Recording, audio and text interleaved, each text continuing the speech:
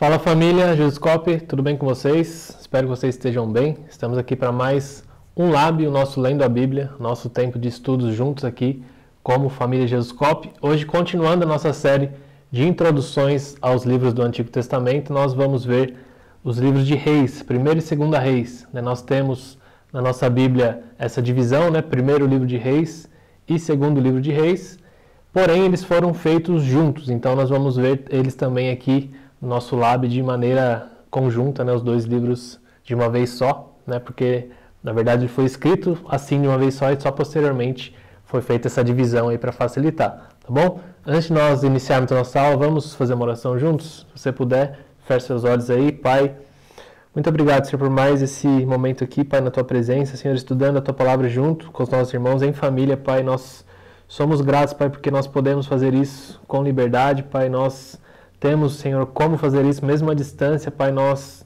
temos a tecnologia que nos ajuda, Pai. Nós somos gratos por cada vida, Senhor, que nos acompanha, por cada um dos nossos irmãos aqui da família Jesuscope, Pai, por irmãos também de outras comunidades que nos acompanham, Pai. Pedimos que o Teu Espírito nos guie, nos direcione, nos capacite, Senhor, a compreender a Tua palavra cada vez mais e melhor, Pai, que a nossa revelação sobre quem Tu és aumente, Pai, e que nós venhamos a ser cada vez mais parecidos contigo, Senhor, para a glória do Teu nome, nós pedimos e já Te agradecemos. Amém.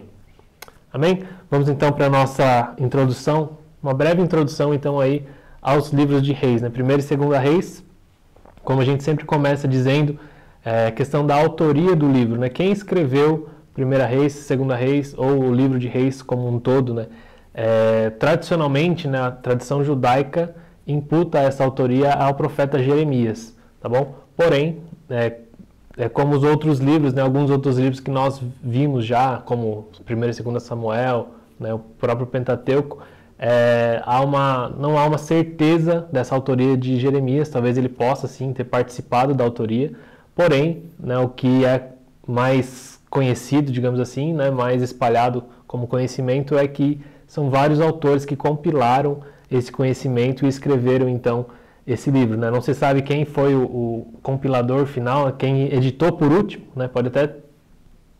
pode até ser que tenha sido no tempo ali de Jeremias, que ele também tenha participado disso, mas há diversos autores aí no meio do caminho, então nós não afirmamos, que foi só uma pessoa que escreveu. É importante a gente entender isso, Eu sempre tenho citado isso aqui nos nossos estudos, e realmente é proposital para que você entenda, que não a inerrância bíblica, a inspiração divina do livro não depende desses fatores de autoria, Nós cremos no livro fechado, como a Bíblia foi feita, foi composta, como ela foi determinada posteriormente pela igreja, na igreja primitiva, como aquele livro inspirado por Deus, os apóstolos, O próprio Senhor Jesus cita diversas passagens das Escrituras, dando autoridade à Escritura. Então, nós cremos no livro como um todo, independente dessas questões que possam surgir acadêmicas. Então, nós cremos sim na inerrância, cremos na inspiração divina das Escrituras. E essas questões, é claro que é interessante nós estudarmos para nos aprofundar, para ter conhecimento, mas são questões secundárias que não atingem, digamos assim, a profundidade da Escritura, ou não abalam a firmeza, a confiança que nós temos na Escritura, tá bom?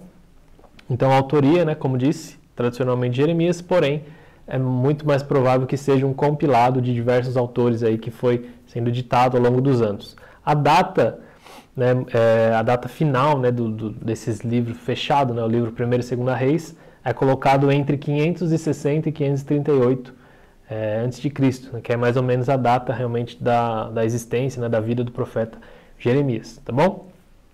E o propósito, também, que é um ponto que a gente sempre cita, antes de a gente dar um panorama geral do livro, é realmente mostrar, continuar mostrando para nós a história do Israel unificado, como nós vimos em 2 Samuel, o rei Davi, quando assumiu o governo, ele unificou todo o Israel, ele passou a reinar sobre todas as tribos. Saul também reinou um período sobre todas as tribos, porém, logo após a morte de Saul, foi dividido novamente, nem todos ficaram sobre o reino de Davi, ficou 7 anos reinando somente em uma parte de Israel.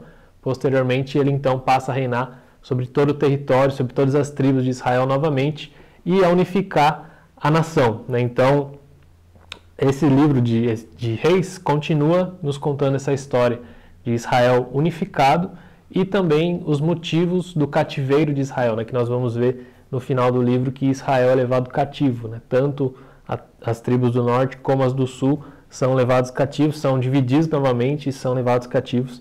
Né, então esse livro nos narra essa história de unificação, a história dos reis desse período, dos profetas que surgiram nesse período e também, né, a separação novamente e também os motivos do cativeiro ao longo de todo o livro. Né? Então ele não tem como foco principal algum personagem, algum rei ou algum profeta.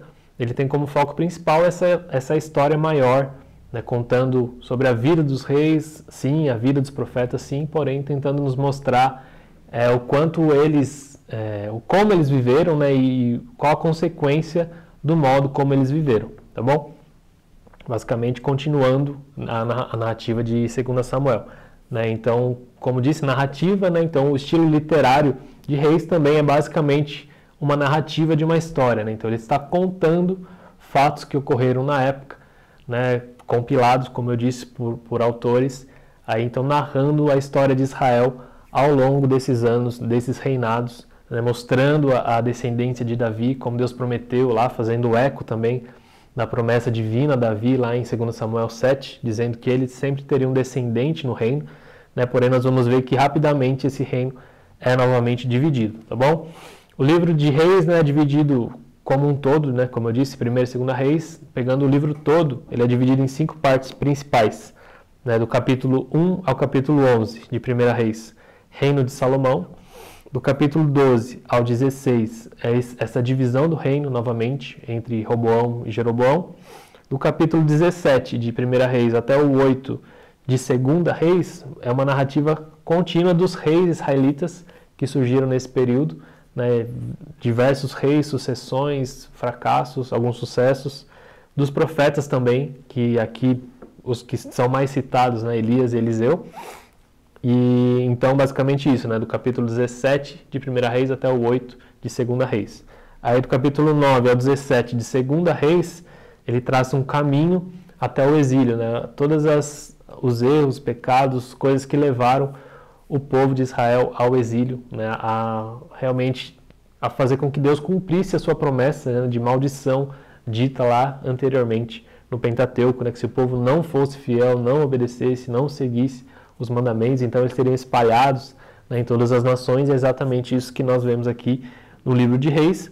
E do 18 ao 25, também a destruição de Jerusalém e o exílio babilônico. Né? Então, primeiro acontece o exílio das tribos do norte e posteriormente também o exílio das tribos do sul, com inclusive a destruição de Jerusalém. Tá bom? Então esse livro é bem importante, né, na narrativa, por trazer essas histórias dos reis. Né, ele tem diversos personagens importantes na história de Israel, na história bíblica como um todo.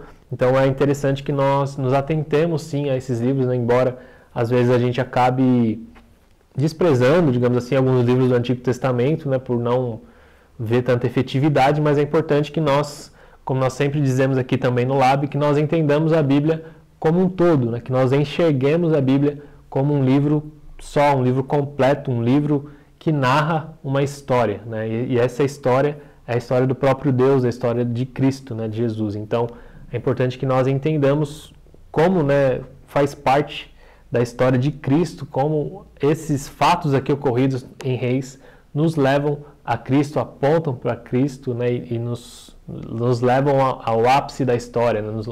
Como desencadeia a história através dessas páginas aqui também do livro de Reis, tá bom? Então, como eu disse, né, iniciando, o livro inicia falando sobre o reinado de Salomão. Né? Então, no capítulo 1 e 2, tem esse período de sucessão do reinado de Davi para Salomão, seu filho prometido, né? O filho, inclusive, da Betseba, né, que foi a mulher com quem Davi pecou, adulterou, porém, pela graça de Deus, Deus o escolheu para ser o sucessor de Davi e o amou muito. Né? Então, inclusive, ele recebeu um outro nome, né, que é Gedidias, que é aquele que é amado, né, por Deus. Então, ele era muito amado por Deus, recebeu essa graça de se tornar o herdeiro do trono de Davi, seu pai. Então, há até alguns fatos aí nessa sucessão, né, mas nós não vamos entrar em detalhes aqui, que a nossa ideia é somente dar uma introdução, um panorama básico para vocês, tá bom? Então é interessante também que vocês estejam sempre fazendo essa leitura aí. Claro que nós estamos, né, na leitura bíblica anual, muitos de nós, alguns em outros tipos de leitura, mas é importante que nós sempre acompanhemos também as introduções com a leitura dos livros para que a gente possa aprofundar melhor, né? E se não estiver lendo agora, né, que a gente retome essas aulas quando formos ler os livros para que a gente tenha uma compreensão melhor, tá bom? Então, basicamente, nessa sucessão de Davi para Salomão, né, Davi dá alguns conselhos ali a Salomão, diz, né, que ele permaneça fiel a Deus, fiel às alianças, porém, logo já no começo também ele falha, né, dizendo que Salomão deveria matar, aniquilar alguns inimigos seus que ele não havia aniquilado, né? Então, da mesma forma que Davi se mostra preocupado com a aliança, preocupado com que Salomão mantesse a fidelidade a Deus, à lei, ele também falha já, mostrando, né, que Salomão deveria cometer ali alguns assassinatos políticos para que ele pudesse reinar em paz, né? Então, nós vemos aí mais uma vez, né, Davi errando, principalmente nessa questão familiar, de sucessão, né? Nós temos aí diversos exemplos e na história, né, bíblica dos erros de Davi, das consequências deles na própria família dele, né? Então esse é mais um deles, com Davi pedindo para que ele, ao mesmo tempo que pede que ele seja fiel, pede para ele negar essa fidelidade matando seus inimigos, né? Então é esse dualismo aí, né, nessa história, logo no começo do capítulo 1 e 2. No capítulo 3 e 4, então, nós vemos Salomão, né, pedindo sabedoria a Deus. Deus aparece para ele e, né, uma história muito conhecida, pergunta a ele o que ele desejava, né, e ele pede então sabedoria, né, ele é muito assertivo no seu pedido, né, inclusive o próprio Deus fica muito contente com isso, né, porque ele poderia pedir por diversas coisas, mas não, né, ele assume a sua posição de incapaz de reinar sobre esse povo, o povo de Deus, e pede a Deus sabedoria então para guiar o povo, né, de acordo com a vontade de Deus. Então Deus fica muito satisfeito com isso, né, e é um ponto alto aí no reinado de Salomão. E Deus concede a ele, né, como nós sabemos, sabedoria, graça. Inclusive Deus fala que vai dar muitas outras coisas por conta desse pedido dele, né? Então Deus lhe concede riquezas, concede paz, enfim, ele consegue ter um reinado favorável, né, um tempo favorável no seu reinado devido à graça de Deus sobre a vida dele, né? Então nós vemos tudo isso aí se desencadeando a partir desse pedido de sabedoria, né, de se colocar numa posição de humildade diante de Deus. Então, entramos no capítulo 5 a 8, né, onde ele constrói o templo, né? Nós vimos, né, na história de Davi que ele desejava construir esse templo, né, porém Deus disse que não seria ele, que ele tinha muito sangue nas mãos, que seria um filho dele que construiria então esse templo, essa casa para o Deus Altíssimo, né? Então é o próprio Salomão quem faz isso. Davi facilitou muito o trabalho dele com projetos, com materiais, com recursos para a construção, mas o próprio Salomão, né, claro que com a ajuda dos seus, né, coordenadores, supervisores, enfim, com a ajuda de muitas outras pessoas, porém ele como rei, né, está à frente desse projeto de construção. Então ele constrói o templo do Senhor, faz, né, tudo de acordo com o que devia ser feito, né? Nesses capítulos é bem legal de vislumbrar os detalhes da construção, né? Há ali descrições bem detalhadas que também apontam para o tabernáculo, né, apontando também para o Éden, com, né, flores, enfim, com pedras preciosas, com várias coisas que apontam lá para o Éden, apontam para o tabernáculo. Então, tendo esse cuidado de fazer tudo de acordo com o modelo, né, que havia sido mostrado no caso a Davi, pai de Salomão, né, e ele é bem diligente em fazer tudo de acordo com o que deveria ser feito para que desse tudo certo, tá bom? A partir daí, né, da construção do templo, nós já entramos na queda de Salomão, né? No capítulo 9 ao 11, Salomão já começa ali a se perder, né? Deus havia dado diversas diretrizes para os reis, né? Isso lá em Deuteronômio, depois é repetido por Samuel, né, aos reis, coisas que os reis não deveriam, os reis de Israel não deveriam fazer para que eles não se perdessem, né? E Salomão parece que faz questão de quebrar todas essas coisas, né? Ele era dito para que ele não tivesse muitas mulheres, e ele, como vocês sabem, tinha 700, né, esposas, se não me engano, e mais 300 concubinas, né? Então, absurdo o número de mulheres que ele tinha, contrariando a lei, né? Era dito, por exemplo, que ele não tivesse muitos cavalos, né? Muita riqueza no exército, e ele fez o contrário, ele comprava cavalos egípcios, tinha todo tipo de coisa. Então, palácios, né, caríssimo. Então, até a questão da escravidão, nós vemos que Salomão acaba impondo uma escravidão ali na época, e ele acaba terminando, né, num estado de rei muito diferente do desejado por Deus, né? Ele acaba se parecendo, às vezes, até com o faraó, né, e não se parecendo com seu pai Davi, né, no seu estilo de reinado, como ele agia. É claro que há muita graça de Deus na vida dele, né, em tudo que ele fez, nos projetos, construções, riquezas, porém ele se perde no meio de tudo isso, né, e não, muito provavelmente, por não consultar a lei do Senhor, que era algo que também estava escrito lá atrás, que todo rei deveria ter uma cópia da lei, né? Então, por que o rei deveria ter uma cópia da lei? Porque não era tão acessível como é hoje, que todos nós temos, né? Era algo caríssimo. Então, os sacerdotes e o rei deveriam ter a cópia para que ele sempre estivesse lendo diante dele, para que ele se mantivesse ali dentro dos parâmetros da lei, né? Porém, Salomão não se manteve em nenhum parâmetro aí das leis, tá bom?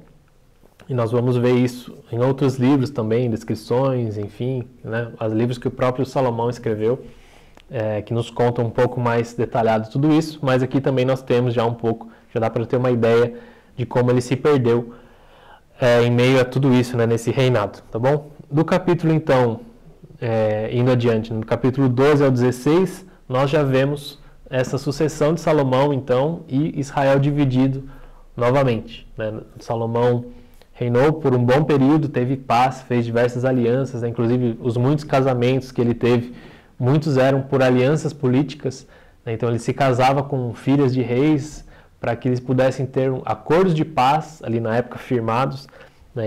E aí ele, após esse período que ele reina, então seu filho Roboão deveria assumir o reino de Israel unificado, né? Porque na época de Salomão, Israel continuava ainda unificado e ele reinava sobre as 12 tribos.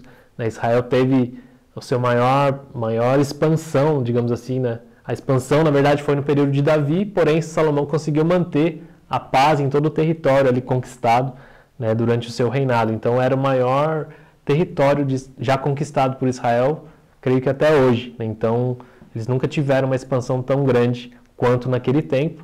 Então o sucessor dele deveria continuar reinando sobre tudo isso, sobre as 12 tribos, sobre esse Israel unificado. Porém, nós vemos aí, logo na sucessão, Roboão acaba não querendo ouvir os conselhos dos sábios, né, que aconselhavam seu pai, e ele ouve conselhos de seus amigos mais jovens, né? Então, ele diz que aumentaria a carga de trabalho, né, dos escravos, dos empregados, e que, enfim, ele faz ali uma analogia, né, ao dedo de seu pai, que o seu dedo menor seria maior que o polegar de seu pai, dizendo que ele seria ainda mais pesado, né? Porque o povo havia pedido que fosse reduzir essa carga de impostos, de trabalho sobre eles, né? Porque como havia muita construção no tempo de Salomão, era pesado realmente tudo o que tinha que ser ali feito para o reino, né? Então eles pedem uma redução, porém Roboão simplesmente decide não dar ouvidos, e então ele perde 10 tribos nesse processo, né? Ele acaba ficando reinando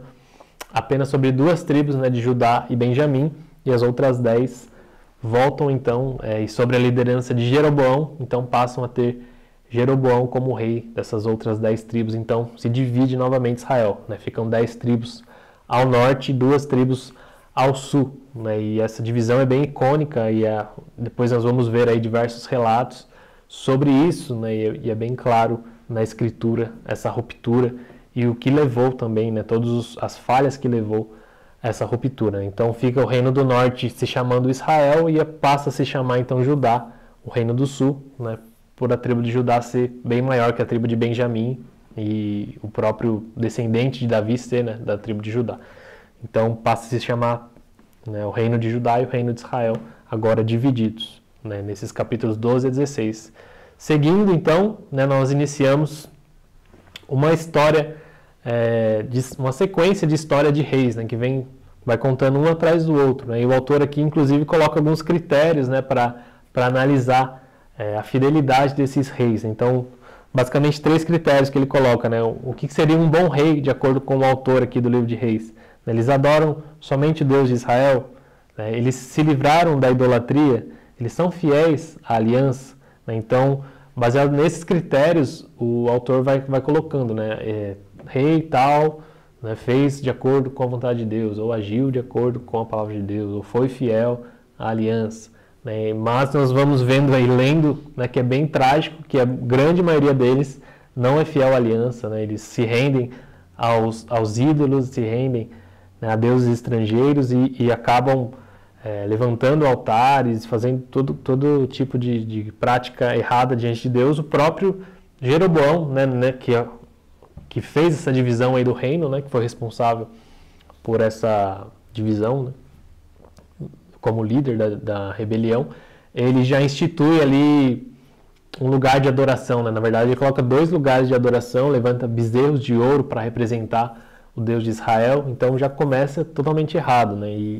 E aí já se perde o senso de cumprir a lei, né? Como rei, como deveria ser aquele que guarda a lei, aquele que realmente zela pela lei. Não, né? Ele já quebra isso e já levanta altares e começa tudo errado, e esses outros reis vão seguindo esse caminho de erro, de idolatria, de falha, e vão cada vez mais se afastando da lei, se afastando do Deus de Israel, né? Então nós vemos aí, por esses critérios, né, o autor faz questão de sempre colocar, né, que quando o rei agrada ou não a Deus. Então dá até para a gente fazer uma continha, né? São mais ou menos 20 reis sucessivos aí, tanto em Israel quanto em Judá, né? No reino de Israel, que é o reino do norte, nenhum dos 20 agradou ao Senhor, né? Nenhum desses reis foi fiel, não foi achado nenhum que fez a vontade de Deus. Então nós vemos que já começou errado e continuou errado, né? Então eles simplesmente se perderam e continuaram com a idolatria, levantando altares, fazendo todo tipo de prática pagã, fugindo da lei de Deus, da ética, da moral judaica ali estabelecida. Então nenhum deles foi fiel.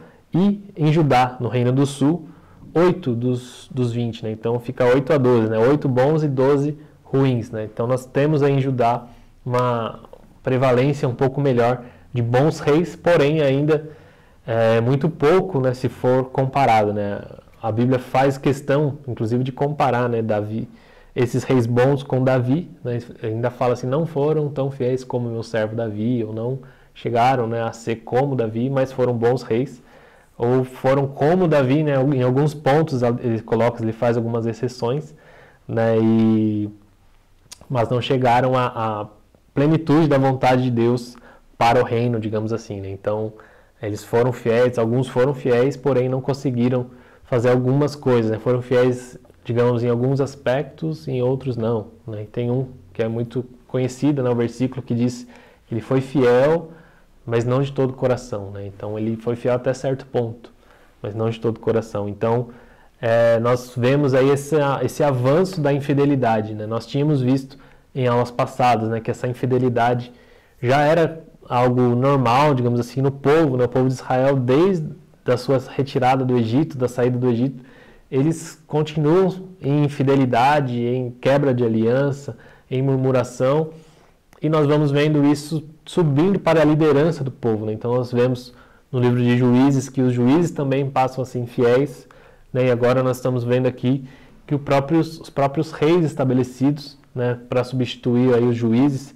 para se colocar como líderes da nação, Israel, também são infiéis à aliança, infiéis a Deus, né, e cometem todo tipo de maldade, atrocidade e ruptura da lei, né? Então essa história continua, né, desde lá do Éden, né, como eu sempre menciono também, né? O homem caiu lá e ele continua caindo, né? Essa queda é ininterrupta, né? Se não fosse a intervenção do próprio Deus, né, através de Jesus Cristo, nós ainda estaríamos caindo, né? Então nós que estamos em Cristo fomos resgatados dessa condição de queda, né? Mas o homem natural, né, conduzido pelo pecado, sujeito a este século, né, como a palavra diz, continua ainda caindo, né, se afastando de Deus. Então esse é o nosso caminho natural, né, esse afastamento da lei, de Deus, da bondade, enfim, de tudo que é bom, né? Nós fomos corrompidos na nossa natureza por conta do pecado.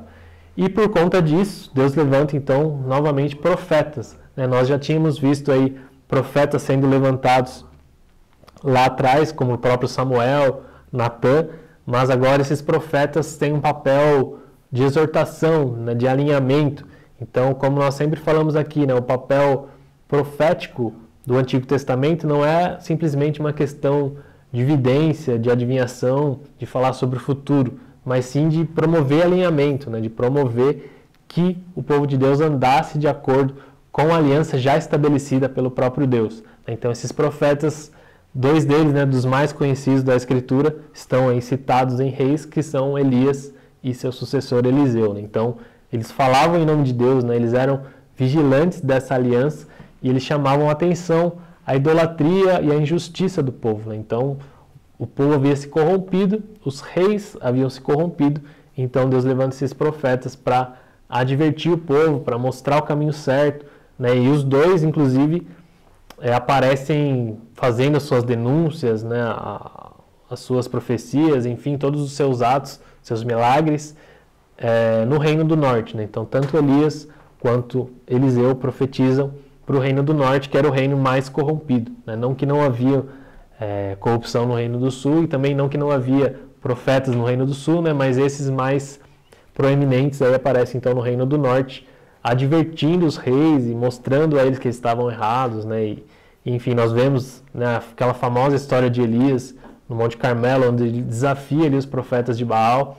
Né? Então ele acaba mostrando para Israel, né, para todo Israel, para o rei, para o povo, que Deus era o Deus verdadeiro. Né? Ele faz esse ato grandioso ali no Carmelo, né? Mata os profetas de Baal, porém, logo depois ele também se esconde, tem medo, né? Se acha numa posição vulnerável, de perseguido. Então, nós vemos que mesmo os profetas também têm, né, os seus pontos aí baixos, digamos assim, seus pontos de erro diante de Deus. Né? Então, Elias faz uma sucessão, né, favorável, ele diz que não quer mais continuar, então Deus aponta Eliseu para ele. Né? Deus dá algumas missões ali para Elias, então, né, para ele ungir um rei, para ele ungir Eliseu, e tinha mais uma coisa que não me recordo, e aí ele simplesmente unge Eliseu e parte. Né? Então, ele unge Eliseu para que Eliseu continue então o seu trabalho, e aí a partir disso ele passa as outras coisas para que Eliseu fizesse,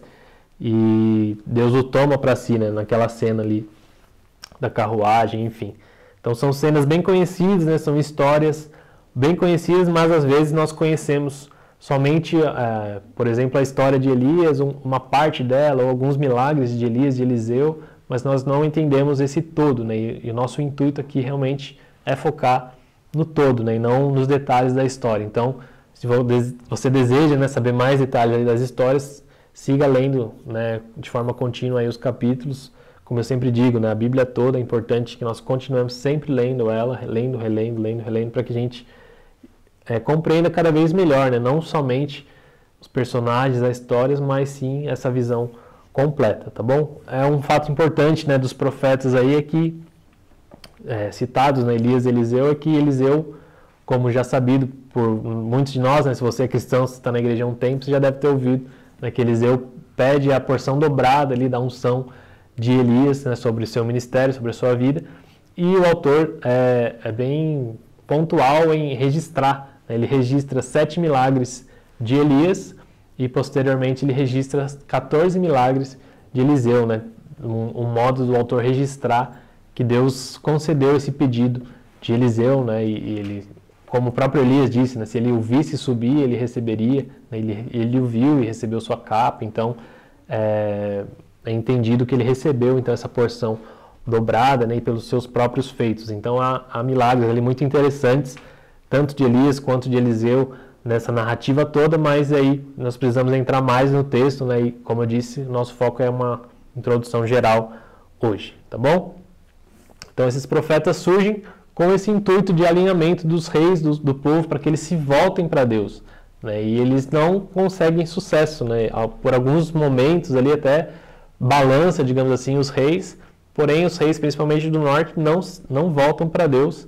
Né? E nós vemos aí na sequência disso, do capítulo 9 ao 17, uma sequência de assassinatos. Né?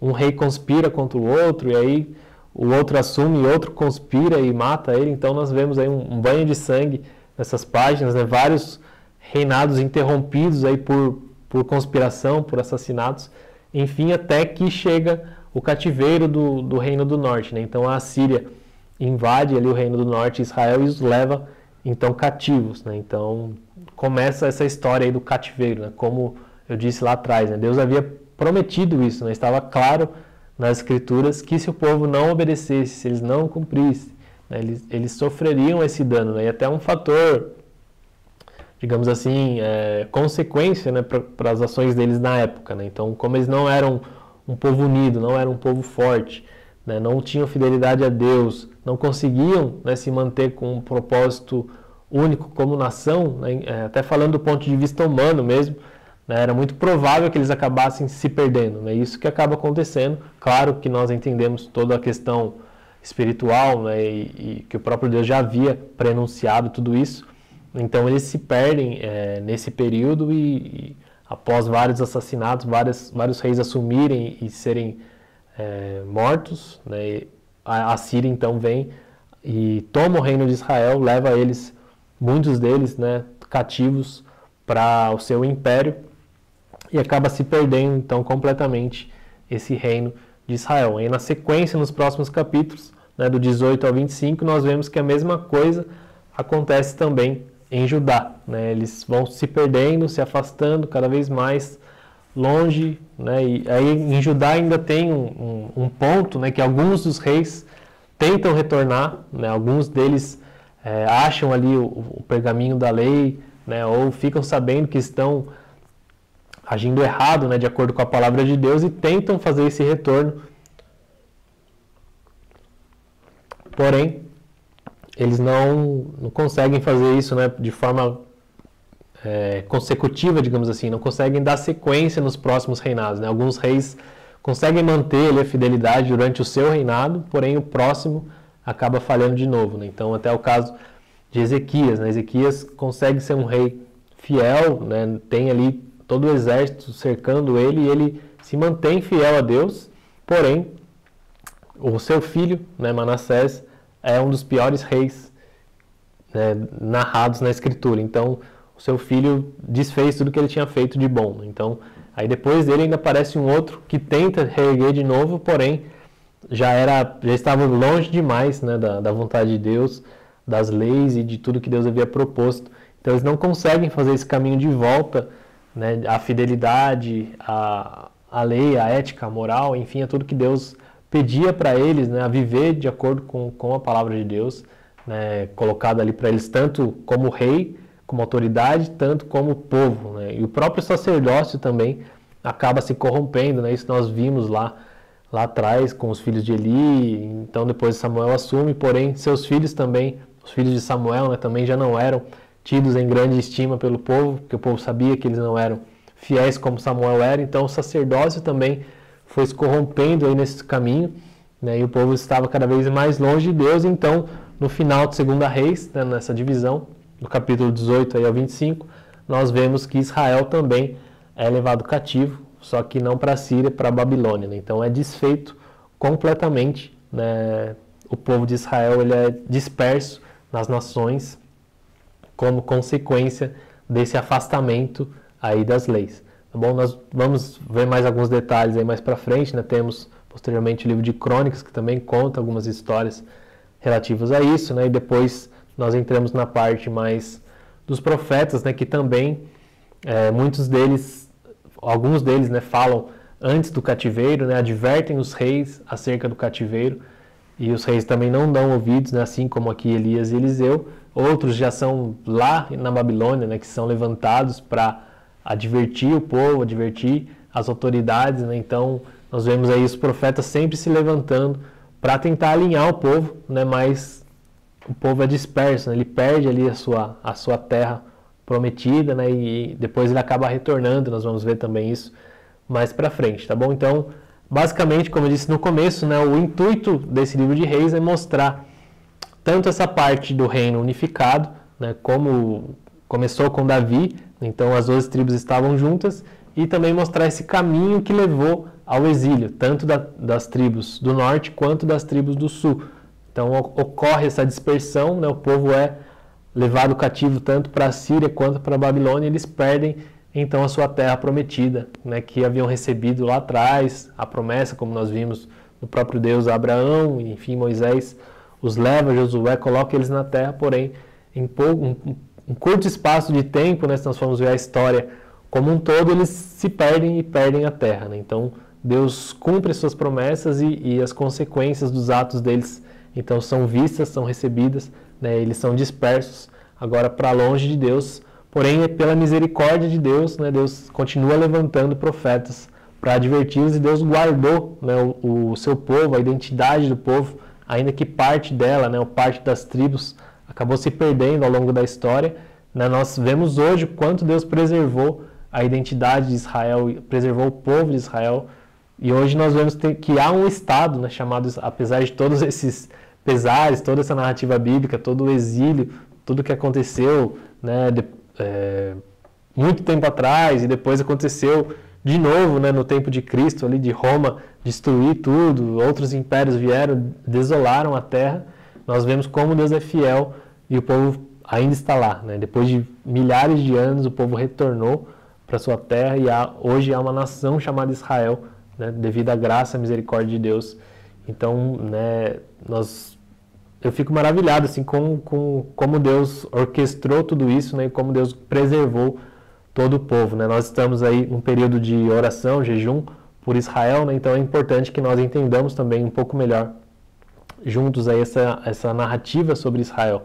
Né? E nós chegamos aqui nesse ponto onde eles são expulsos da terra, né? E nós vamos ver como é posteriormente, né, esse retorno. Depois eles são expulsos novamente, né? E como eu disse, hoje há uma nação, né, soberana de Israel, do povo judeu, povo de Deus, né, no mesmo pedaço de terra que Deus havia prometido. Então, nós vemos como é grande a fidelidade do Senhor, apesar da nossa infidelidade, apesar da nossa maldade, nosso pecado, Deus permanece fiel, né, à sua aliança, à sua promessa, e nos guarda. Então, Ele faz sempre a sua parte, mesmo que nós, muitas vezes, não façamos a nossa, né, e fica isso para a gente refletir, né, que nós possamos buscar ser fiéis também ao Senhor, assim como Ele é fiel conosco, né, e viver de acordo com a vontade dEle, para que as promessas se cumpram, né, em nós, para que nós possamos viver em paz e aguardando o retorno do nosso Deus, do Messias, para que Ele reine, não só sobre Israel, mas sobre toda a terra agora, tendo nós, né, como igreja, como também parte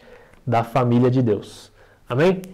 Então é isso que eu queria compartilhar com vocês, aí, basicamente essa breve introdução sobre o livro de Reis, tá bom? Se ficou alguma dúvida, como eu sempre digo, podem colocar nos comentários, podem nos procurar no celular da igreja, no Instagram, onde vocês nos tiverem aí no contato, tá bom? E é isso, Deus abençoe vocês, até a próxima aula.